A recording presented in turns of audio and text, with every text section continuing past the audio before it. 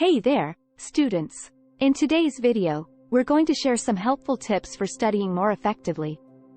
Tip number 1. Create a study plan. Create a study plan that breaks down your workload into smaller, more manageable tasks. This will help you stay organized and avoid feeling overwhelmed. Tip number 2. Find a productive study space. Find a quiet and well-lit space that is free from distractions, such as your bedroom or a library.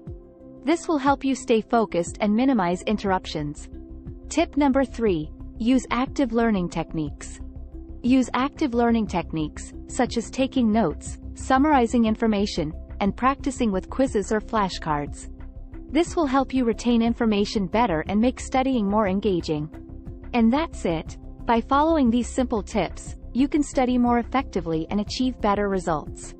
Thanks for watching, and don't forget to subscribe for more helpful tips and tricks.